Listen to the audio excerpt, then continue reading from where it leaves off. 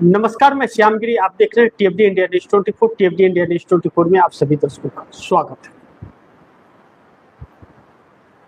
मोदी सरकार हिल गई है, इससे इनकार नहीं किया जा सकता है। कई चीजें हैं इसमें।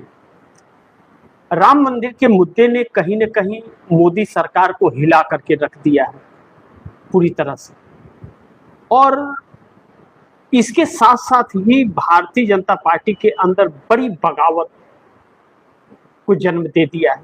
यानी कि राम मंदिर ने भाजपा में दो फाड़ कर दिया है, और अगर ये ऐसे ही चलते रहा तो 272 सांसदों के भी लाले पड़ जाएंगे भारतीय जनता पार्टी को, जो बहुमत का जादुई आंकड़ा है।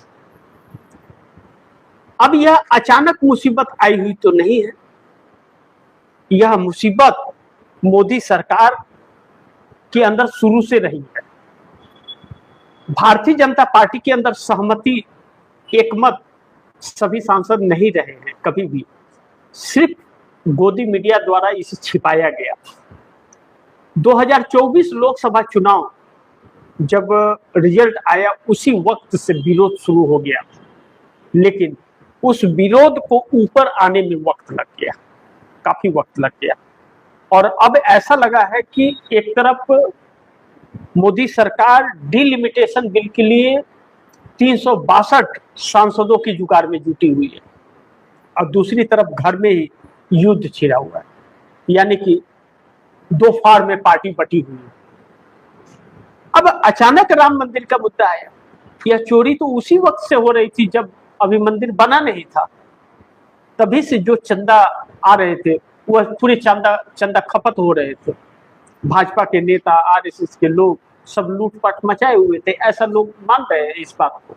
और लग भी रहा कि 1500 करोड़, 1000 करोड़, 200 करोड़ एक दिन में चोरी नहीं होती। यह लगातार उस पैसे को यूज करते रहे। अब लेकिन जनता को अब समझ आया कि नरेंद्र मोदी भगवान क्यों बनना चाहते थे, और मंदिर पर उद्घाटन नरेंद्र मोदी ने क्यों किया।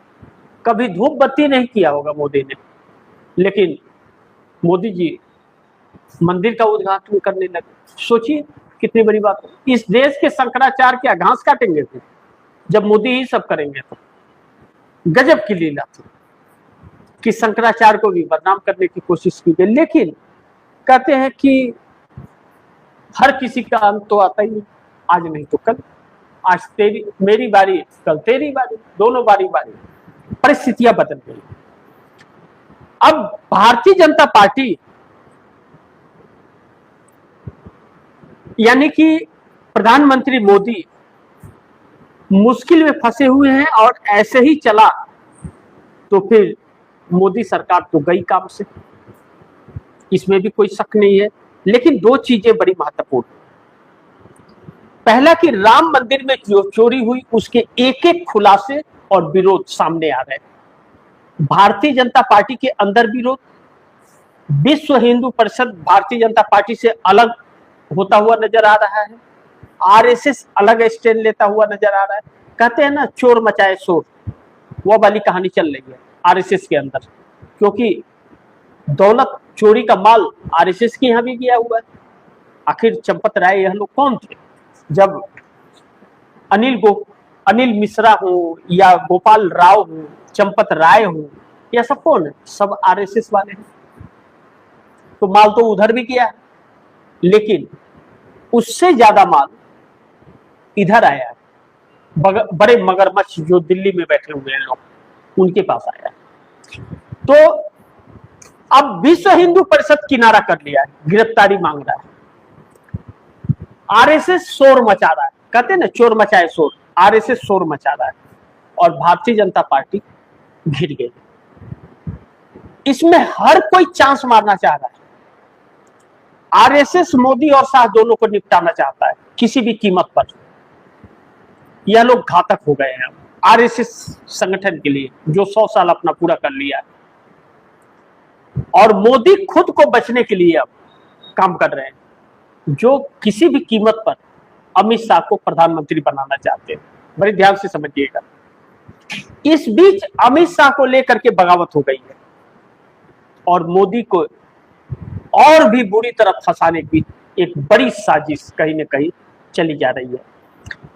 इस बीच कह रहे हैं कि कहा यह जा रहा है कि 362 सांसदों का सपना तो छोड़ दीजिए, 272 सांसद के भी लाले पड़ जाएंगे जब भारतीय जनता पार्टी में बगावत होगा।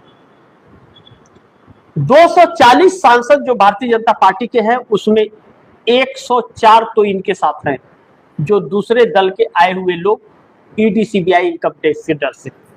लेकिन 136 जो है वह मोदी शाह की भाजपा के नहीं है, वह ओरिजिनल भाजपाई या फिर संघी आरएसएस के लोग हैं। ऐसे में साथ नहीं मिलेगा और मोदी का सपना भी टूटेगा। प्रधानमंत्री जो बनाना चाहते हैं अमित शाह को अपने आप को सुरक्षित करने के लिए, बात फंस गई है। लेकिन इसी बीच भारतीय जनता पार्टी के अंदर जो दो फाड़ की स्थिति मोदी और शाह इस बात को लेकर के अलग थलग हैं, बड़ी महत्वपूर्ण है कि राम मंदिर के मामले पर जो एसआईटी की जांच आई, योगी आदित्यनाथ भी ब्लैकमेल कर रहे हैं। यहां सब एक दूसरे के ताक में हैं,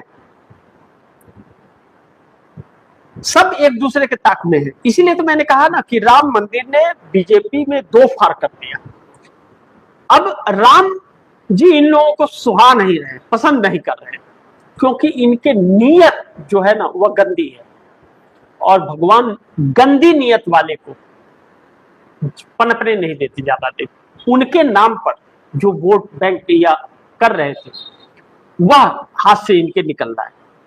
अब बड़ी महत्वपूर्ण है कि जो योगी आदित्यनाथ ने एसआईटी की टीम गठित की थी, बड़ी ध्यान से समझिए आप दर्शक, इसे न समझ आए तो लाइव समाप्त होने के बाद एक बार फिर इस कार्यक्रम को जरूर देखिएगा।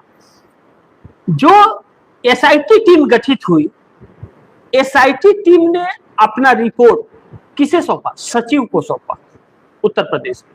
सचिव ने किसे दिया? मुख्यमंत्री योगी आदित्यनाथ को दिया। योगी आदित्यनाथ ने किसे दिया? गृह मंत्री अमित शाह को दिया। उत्तर प्रदेश का मामला था, गृह मंत्री अमित शाह को क्यों दिया? क्या तर्क बना? ठीक है, दिया। तो योगी और अमित शाह में तो टकराव रहता है, एक दूसरे को निपटने की कोशिश करते हैं। अमित शाह का टारगेट में हमेशा योगी रहते कि उनको कुर्सी से हटाना है, तो योगी ने अमित शाह को क्यों दिया? उसे सार्वजनिक कर देना चाहिए था एसआईटी की रिपोर्ट को, क्योंकि यह तो श्रद्धा से जुड़ी हुई चीजें थी, दान के पैसे चोरी हुए थे, श्रद्धा से जुड़ी हुई चीज थी, तो उसे सार्वजनिक करना चाहिए था कि एसआईटी रिपोर्ट में क्या आया। लेकिन इस पर एसआईटी रिपोर्ट को सार्वजनिक न करके गृह मंत्री को भेज दिया। फिर छापे पड़ रहे हैं। छापे कहां पड़ रहे हैं? चूहों के पास। जो चूहे हैं ना, बिल में धीरे धीरे डूबते, फूक दे निकलते, फूक दे डूबते, उनके पास छापे पड़ रहे हैं। उनके पास क्यों? क्या एसआईटी की टीम को उस सरगना का पता नहीं चला पूछताछ में? यह छोटे छोटे लोगों को, चिन्नी चोरों को गिरफ्तार कर रहे हैं जो, क्यों? उस सरगना को क्यों नहीं? या फिर चिन्नी चोरों के जरिए मगरमच्छ तक पहुंचना चाहते हैं, तो वह चिन्नी चोर मुहरे हैं, उनसे कुछ हासिल होने वाला नहीं है। हासिल इन तीन लोगों से कुछ हद तक हो सकता है, अनिल मिश्रा, गोपाल राव, चंपत राय। लेकिन अब तैयारी इस बात की चल रही है कि अगर ज्यादा बात बिगड़ रही है और उत्तर प्रदेश का चुनाव भी आ रहा है, तो फिर इन तीनों की गिरफ्तारी करा कर जेल भेज दो, लेकिन मगरमच्छ को बचाओ। तो एक मगरमच्छ नहीं है, दो दो मगरमच्छ है। एक सरकार गिराता और बनाता है इस पैसे से, चोरी के पैसे से, और दूसरा लूट कर अपने आप को कहता है कि यह तो दक्षिणा है गुरु मंत्र का। वो बड़का गुरु बनता है जो हिंदू को लूटता है, उसी का वह रहनुमा बनता है। तो आरएसएस और भाजपा दोनों ही बुरी तरह से फंस गए हैं इसमें। इस बीच अगर यह इसी तरह चलता रहा और जनता का आक्रोश जिस तरह से है, उससे यह आप कह सकते हैं कि मोदी सरकार गई काम से और जनता इनसे विमुख हो गई है। और जनता जब आपसे दूर हो जाएगी, आप ही के नेता आपसे दूर हो जाएंगे तो आप सत्ता में नहीं रह सकते। लेकिन अचानक पीएमओ में हड़कंप मच गया और बैठकों का दौर शुरू होने लगा। इसी बीच जो कैबिनेट विस्तार होना था, उस कैबिनेट विस्तार को लेकर के अमित शाह को जो डिप्टी प्राइम मिनिस्टर बना करके प्राइम मिनिस्टर की कुर्सी पर ले जाना था, अमित शाह ले डूबे मोदी को फंसा, क्योंकि अमित शाह ने नीतीश कुमार को डिप्टी सीएम पीएम का सुझाव दिया था, इसीलिए सीएम की कुर्सी से हटाया था। अब जेडीयू कह रही है कि डिप्टी पीएम का पोस्ट हमको चाहिए, नहीं तो बिहार में आपको हम सीएम की कुर्सी छोड़ दिए, स्पीकर भी नहीं मिला, गृह मंत्रालय भी नहीं मिला, तभी भी हम मान गए, डिप्टी पीएम का पोस्ट क्यों आपको? और अमित शाह को किसी भी कीमत पर डिप्टी पीएम और पीएम एनडीए गठबंधन के दो सहयोगी दल नीतीश और नायडू के 30 सांसद नहीं बनने देंगे, और उसके पहले भारतीय जनता पार्टी के लोग नहीं बनने देंगे और आरएसएस वाले नहीं बनने देंगे, क्योंकि अमित शाह आरएसएस के नहीं है, और आरएसएस के नहीं है तो जो आरएसएस का होता है भाजपा में वही पीएम बनता है। यहां पे मामला फंस गया है। अब क्या करें? अब जो 362 के लिए कब बनेंगे अमित शाह पीएम? जब 272 सांसदों का जुगाड़ रहेगा तब, और इनको सपोर्ट नहीं है तो 272 सांसद कहां से आएंगे? एनडीए के पास तो नहीं है, एनडीए के पास तो 53 है, 53 में 30 आपके साथ है ही नहीं, तो आप बनेंगे कैसे? 240 सांसदों में 104 सांसद मोदी के पक्ष में है, 136 बगावत, यानी कि 2 बार भाजपा की हो चुकी है।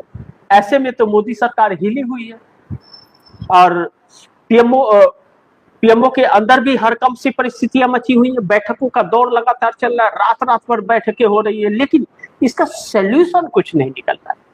इस बीच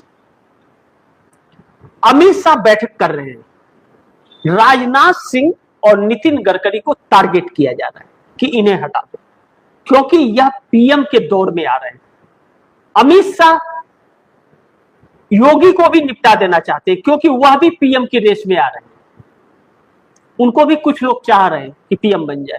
देवेंद्र फडणवीस, इन 4 लोगों को हटा करके अमित शाह अपना प्रधानमंत्री बनने का रास्ता साफ करना चाहते हैं।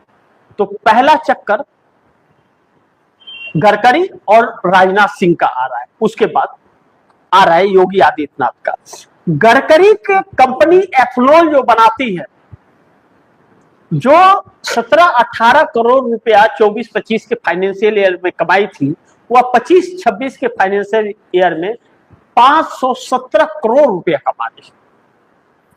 तो एथनॉल पर उनको लपेटने के और उनको हटाने का एक टारगेट किया जा रहा है। उनके मंत्रालय में बड़े घोटाले को जन्म दिया जा रहा है, खुलासा किया हुआ है, जन्म नहीं दिया जा हुआ है। उनके बेटे एथनॉल भी मिला रहे हैं और वह घोटाले भी कर रहे हैं, सब सामने है। लेकिन जो छिपा हुआ था उसको सामने लाया जा रहा है अचानक। अभी तक क्यों नहीं एथनॉल की बात कर रही थी? सरकार तो मान ही नहीं रही थी कि एथनॉल मिला रहे। अब सरकार एथनॉल खुलेआम मिला रही है, और ओरिजिनल जो पेट्रोल है 170 रुपया लीटर दे रही है, जो आपको 93 के रेट में मिल रहा था। इन परिस्थितियों में सरकार फंसी हुई है, और अचानक जो पीएमओ में हड़कंप मच रहा है, सिर्फ इसीलिए नहीं कि नितिन गडकरी और राजनाथ को हटाना है, इनको हटा करके अमित शाह का रास्ता साफ करना है इसके लिए।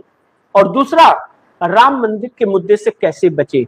यूपी हार गए तो आरएसएस हावी हो जाएगा, और जैसे जनता दूर हो रही है, इससे यह साफ लग रहा है कि मोदी की सरकार नहीं बचने वाली है आने वाले दिनों में।